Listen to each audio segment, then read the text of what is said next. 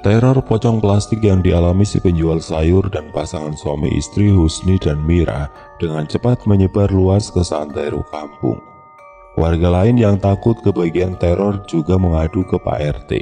Mereka sempat menyalahkan Pak RT gara-gara tempo hari Pak RT membantu mengurus dan menguburkan mayat yang diduga korban pembunuhan. Kini arwah korban malah jadi meneror warga yang tidak bersalah. Pak RT yang kasihan dengan nasib warganya berinisiatif memanggil seorang ustadz.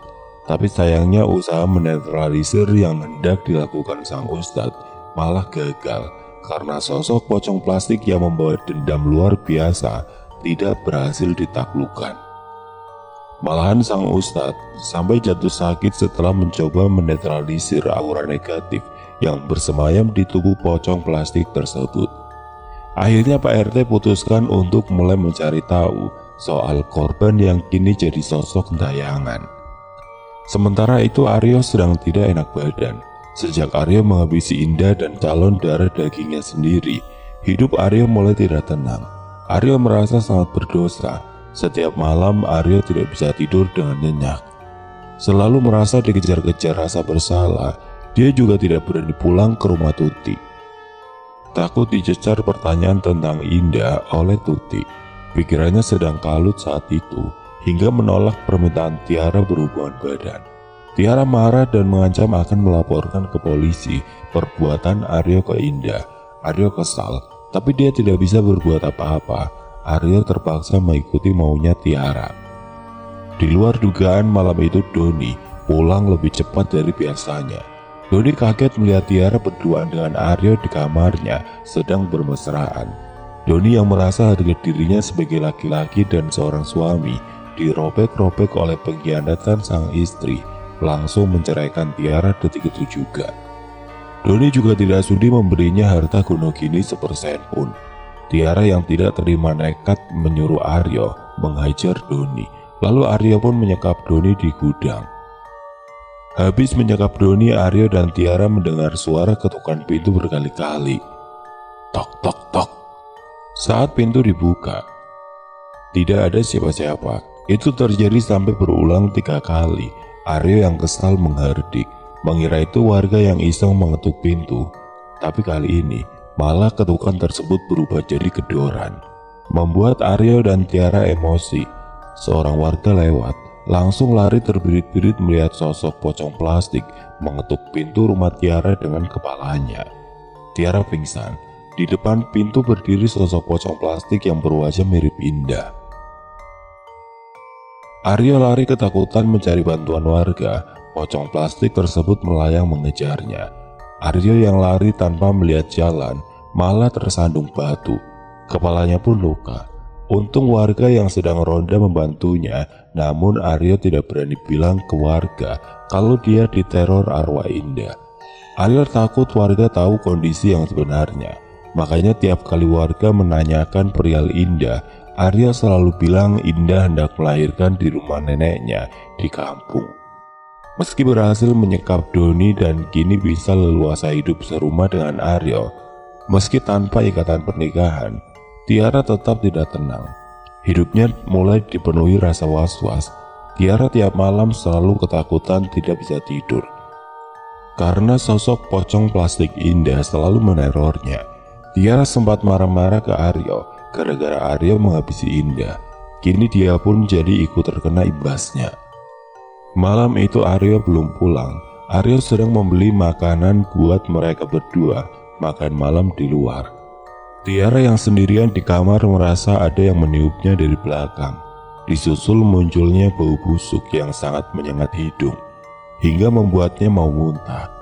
Bau busuk itu makin tercium santer memenuhi ruangan kamarnya, membuat Tiara yang tidak kuat akhirnya benar-benar muntah. Apa sih ini? Kenapa bau sekali? Perasaan sampah yang kemarin sudah aku buang di ke TPS deh. Keluh Tiara seraya menutup hidungnya dengan tangan kanan. Merasa terganggu oleh baunya, mata Tiara terus beredar menatap sekeliling, mencari-cari sumber bau tidak sedap tersebut. Tiara pun berjalan perlahan, tapi Tiara tidak menemukan apapun. Tiara yang sempat mengira bau itu berasal dari bangkai tikus, malah tidak menemukan bangkai apapun di atas loteng rumahnya. Tiara terdiam sejenak, mulai mencoba menebak-nebak dari mana gerangan sumber bau busuk tersebut yang membuat mual. Anehnya, bau busuk itu malah makin santer mengganggu indera penciumannya. Tiara mulai tidak bisa menahan rasa mual saat bau busuknya seakan-akan berada tidak jauh dari tempatnya berdiri. Namun, saat Tiara menoleh ke belakang, dia tidak menemukan apa-apa. Yang muncul malah rasa merinding yang tiba-tiba menerpa tengkuknya. Tiara spontan bergidik seraya mengusap-ngusap tengkuknya. Tiba-tiba sebuah suara serak memecahkan keheningan, membuat Tiara kaget sekaligus makin merinding. Bagaimana tidak, karena suara tersebut persis berasal di belakang tubuhnya. "Aku ada di sini, Tiara." Sebuah suara perempuan yang sangat dikenalnya tiba-tiba terdengar dari balik punggungnya. Perasaan Tiara mulai tidak enak. Tiara jadi yakin bila yang berbicara barusan bukanlah manusia, melainkan makhluk tidak kasat mata. Tiara perlahan memberanikan diri memutar tubuhnya untuk memastikan siapa sebenarnya yang bicara barusan. Dan akhirnya, itulah yang Tiara sesali. Sebab di belakangnya tahu-tahu muncul sosok pocong yang terbungkus plastik dengan bau amis darah yang sangat menusuk hidungnya. "Ah!" Tiara terpekik ketakutan. Melihat Tiara ketakutan, sosok pocong plastik yang ada di depannya malah menyeringnya memamerkan giginya yang masih mengucurkan darah segar. Badan Tiara makin gemetar. Tiara ingin rasanya segera lari dari tempat itu karena takut melihat penampakan pocong plastik tersebut. Namun anehnya tubuh Tiara seperti ada yang memaku di tempat, hingga tidak bisa digerakkan badan sedikit pun. Itulah suara terakhir yang keluar dari mulut Tiara sebelum akhirnya jatuh pingsan dengan kepala membentur tembok. Sementara itu Aryo yang mau pulang ke rumah Tiara tiba-tiba dikagetkan dengan kedatangan Tuti yang menanyakan kemana Indah. Aryo yang gelagapan menjawab kalau Indah pamit ingin melahirkan di rumah neneknya, tapi Tuti tidak percaya begitu saja ucapan Aryo. Tuti malah mengancam akan melaporkan Aryo ke pihak yang berwajib bila sampai tidak kunjung pulang. Aryo yang malas harus berdebat dengan ibu mertuanya itu langsung meninggalkan Tuti tanpa memperdulikan teriakan Tuti yang kesal ditinggal Aryo saat dia belum selesai bicara. Tidak lama kemudian Aryo sampai di rumah Tiara. Dari luar, Aryo sudah memanggil-manggil nama Tiara, tapi tidak ada sautan. Merasa ada yang aneh, Aryo putuskan langsung berjalan menuju kamar. Aryo bingung, tidak menemukan Tiara di kamar. Perasaan Aryo jadi makin tidak enak. Aryo kembali mencari Tiara ke ruangan lain. Sementara itu Tiara yang sempat pingsan tiba-tiba kaget. Kenapa tahu-tahu sudah berada di dalam kamar mandi. Tiara siluman saat menyadari ada tetesan air berwarna merah dan berbau anyir menetes dari atas atap kamar mandi, menimpa wajahnya. Tiara terpekik dan berusaha menghapus tetesan darah segar berbau anyir tersebut dari wajahnya sambil menahan rasa jijik. Namun di sampingnya sosok pocong plastik tersebut muncul menyeringai. Aryo tiba-tiba datang dengan teriakan Tiara. Aryo coba buka pintu kamar mandi, tapi badannya tiba-tiba terasa kaku. Aryo memincingkan mata menahan rasa takut saat sosok pocong plastik tersebut tahu-tahu sudah berada di depannya. Pada saat yang sama polisi dan warga mendatangi rumah Tiara, sebab mereka curiga dengan gerak-gerik Tiara dan Aryo. Rupanya polisi sudah berhasil menemukan identitas Indah dan sempat mendatangi rumah Tuti. Makanya polisi jadi tahu Aryo itu suaminya Indah. Polisi menduga Aryo dan Tiara ada hubungannya dengan pembunuhan Indah karena dapat laporan dari Tuti kalau sejak Indah menghilang Aryo tidak pernah pulang ke rumahnya.